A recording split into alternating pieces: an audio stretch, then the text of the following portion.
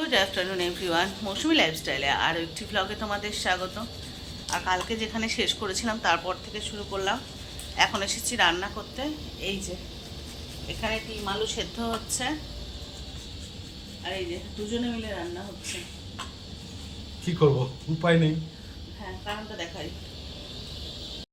Great করছিলাম, আমি করছিলাম, কিন্তু আমার হাতে মানে বাঁ হাতের ওপরে এইটা এই কি গ্রেটারটা বাঁ হাতে প্রেশার দিতে হচ্ছে, তো এবার হাতটা ব্যথা করছে, কিচ্ছু আর হাত সাহস পাচ্ছি না। ওই যে বেগুন এনেছিল, বেগুন ভাজা খাবে, তাই একটু বেগুনে করেছি। আর এই কী বলো তো, এখানে যেহেতু মিক্সি নেই, গ্রেটারে ঘষে ঘষে করতে হয়। এমনি কুচিয়ে দিলে সেই গ্রেভিটা আনতে পারবো না, একটু গ্রেটারে ঘষে দিলে তাহলে গ্রেভিটা ভালো হয়, মানে ঝোলটা একটু ঠিক হয়, যেহেতু এক তরকারি ভাত করি না, তো সেই জন্য যতটুকু পারে একটু ঘষে দেওয়া যাক, সেই জন্য ওটা দিয়েছি ওকে করতে। আর আর এই যে ডিম আলু সেদ্ধ বসিয়েছি, এবার রান্না চাপাবো। এই যে সব গোছ গাছ কালকে তোমাদের দূর থেকে দেখিয়েছিলাম।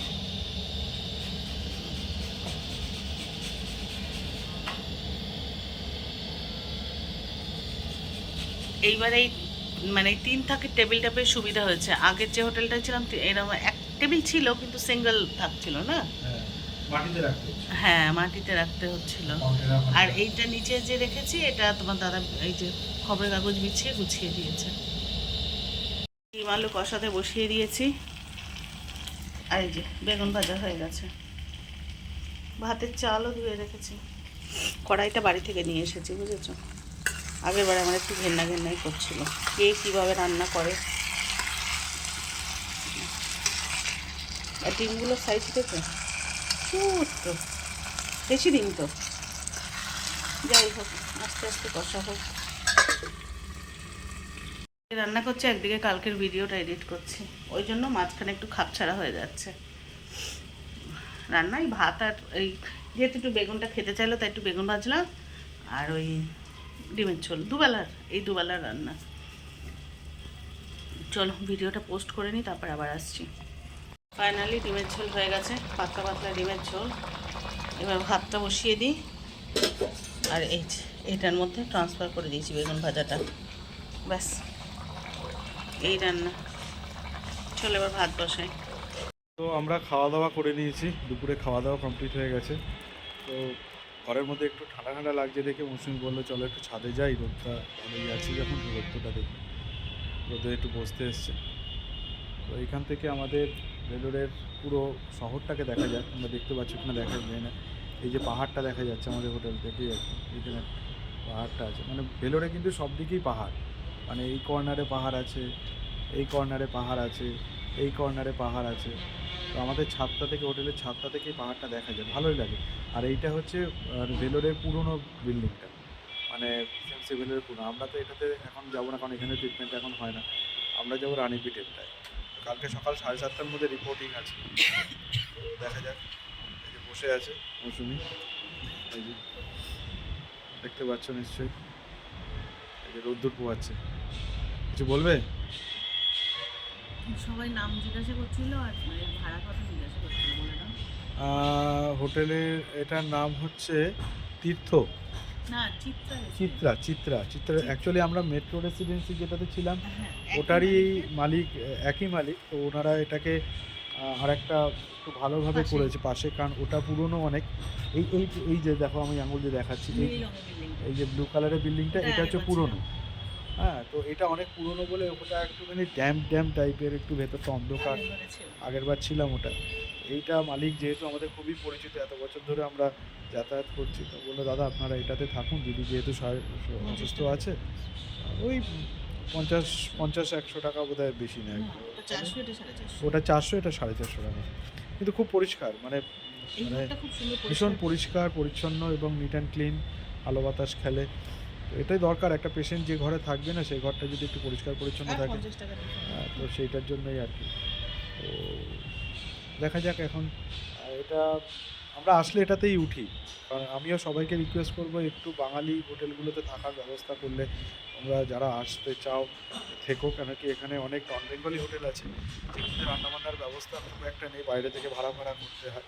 এটাতে খুবই সুন্দর, মানে ব্যবহার এত ভালো, এদের বলতে হয় না। রাত 3টের সময় আমরা পৌঁছেছি, সেই সময় মালিক নিজে দাঁড়িয়ে আছে রাস্তার উপর দাঁড়িয়ে, আমাদের মানে সে ব্যাগপত্র মালিক নিজেই বয়ে নিয়ে এসছে। তো খুব ভালো, মানে এই হোটেলের আমি বলবো, মানে আমি এতদিন ধরে আমরা যাতায়াত করছি এখনও পর্যন্ত আমাদের কাছে কোনো খারাপ চোখে পড়েনি। তা কী বলছিলে তুমি, বলো। হ্যাঁ, মানে আগের বারের হোটেলটায় ছিলাম, ওটা আমরা সেই 7 বছর আগে এসেছিলাম ওখানে। তো সেই পরিচয়ের সূত্রে ওইটায় উঠেছিলাম। ওটা এবার এসে একটু ড্যাম পেয়েছিলাম, ওটা 400 টাকা ভাড়া। আর ওটা এবার দাদাকে জানিয়েছিলাম যে দাদা ওই ঘরটা তো খুব ড্যাম। তখন বললো পাশেই এইটাও আমি নিয়েছি, তা খুব একটা ভাড়া ডিফারেন্স নয়, তাহলে ওটা এসে আগে দেখুন, যদি ভালো লাগে ওটাই উঠবেন। তো রাত্রেবেলা আমরা আগে এটা দেখলাম, তো দেখলাম না এই ঘরটা নতুন, যেহেতু মানে 2-3 বছর পড়েছে না হ্যাঁ, এটা। হ্যাঁ, 2-3 বছর দাদা এটা নিয়েছে। আগেরবার আমরা পাইনি, মানে হ্যাঁ, আগেরবার ভর্তি ছিল, মানে লোক ছিল ভর্তি, সেই জন্য পাইনি। একটু নিচু করো ক্যামেরাটা। হ্যাঁ, তো সেই জন্য আগেরবারে হয়নি। দাও। আর এবারে নিয়েছি, তো যখন সকালবেলা দেখলাম ঘরটা পছন্দ হলো, তখন বললাম যে দাদা এটা আবার রেট হাই হয়ে যাবে না তো? তখন বলছে না না, ওটা 400, এটা 450। তা তোমাদের দাদা বললো থাক, 50 টাকা ডিফারেন্সে খুব একটা অসুবিধা নেই, তাহলে এটাতেই আমরা উঠে যাই। তারপরে ওটাতেই উঠে গেছি। তারপর তো ভোরবেলা এসে উনি শুধু একটা জলের ব্যারেল দিয়ে গেলেন, ওই রাত 3টের সময় কিন্তু জলের ব্যারেল দিয়ে গেছেন। তারপরে আমরা ঘুমিয়ে পড়েছিলাম। ঘুম থেকে উঠে তো চাটা নিয়ে এলো, এসে চাটা খেতে খেতে ওরা গ্যাস ফ্যাস দিয়ে গেল। আর বাসন টাসন তো বাড়ি থেকে এনেছিলাম, 1-2 বেলায় নিলাম বাসন। তো এই নিয়ে তারপর রান্নাবান্না করে খেয়ে দিয়ে ভাবলাম চলো একটু ছাদে গিয়ে বসি, ভালো লাগছে না। হ্যাঁ, যেহেতু চোখ মুখটা ফুলেছে, ভাবলাম একটু চলো ছাদে যাই, তাই এসে বসেছি। আর এখান থেকে সুন্দর পাহাড় দেখা যাচ্ছে। এই চলো বিকালের দিকে ভাবছি একটু রাস্তায় হাঁটাহাঁটি করে আসবো, ভালো লাগছে না, তারপরে আবার আসছি তখন। বাসার থেকে ঘরের মধ্যে একটুও ভালো লাগছে না, তো বললাম চলো একটু হেঁটে আসি, আমার শ্বাসের কষ্ট হচ্ছে, একটু দমটা আটকে আছে। তো বললাম চলো একটু হেঁটে আসি, যদি এসে একটু প্রাণায়াম করলে যদি শরীরটা ভালো লাগে। তাই দুজনে বেরোলাম, ওই যে তালা দিচ্ছে আর আমি বেরিয়েছি। চলো একটু বাইরে যাই। আবার একটু বানতে গেল।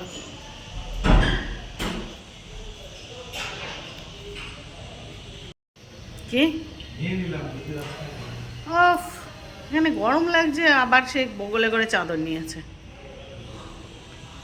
ভালো লাগছে না, উদ্দেশ্যহীন ভাবে 2 মানুষ বেরিয়ে পড়েছি। দেখো পাগল কত প্রকারে হয়, কোনো কাজ নেই, বেরিয়ে পড়েছে, কি করবো, ঘুরে বেড়াচ্ছে অকারণে, কোনো কারণ নেই, কিন্তু বলছে ভাল লাগছে না। একটা মন্দির, বন্ধ হয়ে যাচ্ছে, স্বাভাবিক রাত হয়েছে। আমরা না হয় উদ্দেশ্যহীনভাবে ঘুরে বেড়াচ্ছি, তার মানে তো সবাই উদ্দেশ্যহীন না। ঘরের মধ্যে ভালো লাগছে না বুঝলে, এমনি এমনি বেরোয়নি, ভাবলাম চলো একটু হেঁটে আসি, তাই হাঁটতে বেরিয়েছি।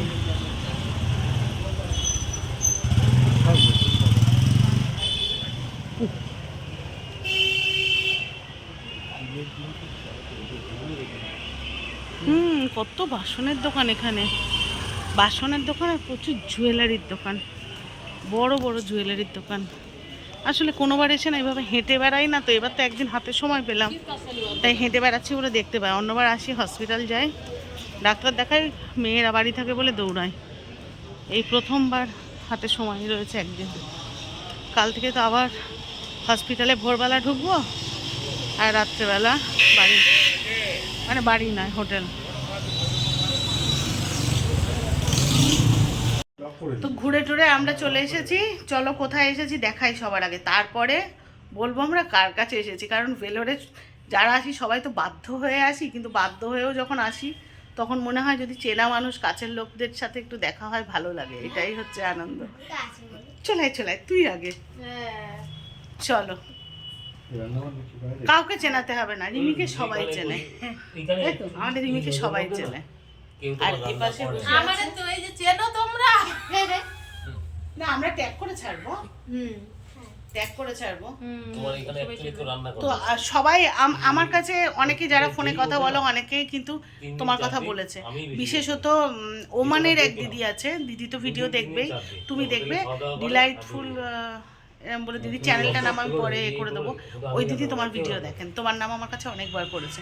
দিনে খাওয়া তো তো ভিডিও করে দিদি না ও খুব একটা না, দিদি খুব ভালো গান গায়। আমি দিদির এইবার বেরিয়েছে বুক ফেয়ারে, বইও বেরিয়েছে, আমি তোমাকে আজকে শেয়ার করছি।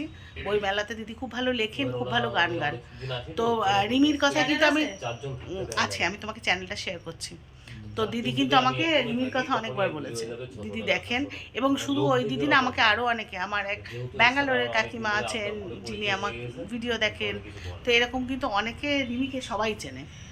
তো চলো, তাই রিমির সাথে যখন দেখা হলো সবাইকে তো দেখানো উচিত, তাই না? আর এখানে আসলে মানে নিজেদের মানে ওয়েস্ট বেঙ্গলের লোক দেখলে ভালো লাগে, ভালো লাগে। আর আমরা তো সবাই এক জ্বালায় জর্জরিত, তো কিছু সময় গল্প করলে অন্তত রোগ ভুলে একটু আনন্দ করতে পারি।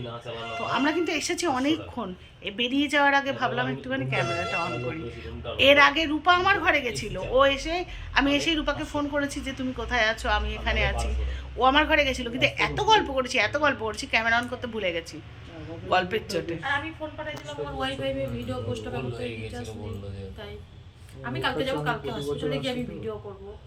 ভালো। আজকে আমরা গল্পে দিন কাটাবো। হ্যাঁ দেখছি মানে পুরো। বিএমটি হওয়ার আগে যেটাই থাকতাম না আমার এই সাইডে হয় তো এর জন্য। ও আচ্ছা মামনি হোটেল আছে রোডটার ওই পাশটায়। তো বন্ধুরা এই যে আমরা মানে আর কি বলবো, কোন কিন্তু জীবনে ওটাই পাপ হচ্ছে করছি বলে এই মানে ভেলুরে পড়ে একজনের থাকতে হয়, আশ্রম সবই তো করা জানো, যাবে। তোমাদের কি বন্ধ বলবো। বললে না, তো আমরা পাপ ভাত করছিলাম তরকারি বলেই ভালো এইখানে লাগে। আসতে হয় আমাদের। আমরা কোথায় বাড়িতে আনন্দ করবো সেটা না, কিসের আমাদের সরস্বতী পুজো আর এটা কিসের আমার আমাদের পরিষ্কার। দুর্গা পুজো আর কিসের আমাদের কি। ও তো 4 বছর ধরে দেখেই না পুজো, তো সেটাই বলছে যে আমার কপালে আর পুজো নেই।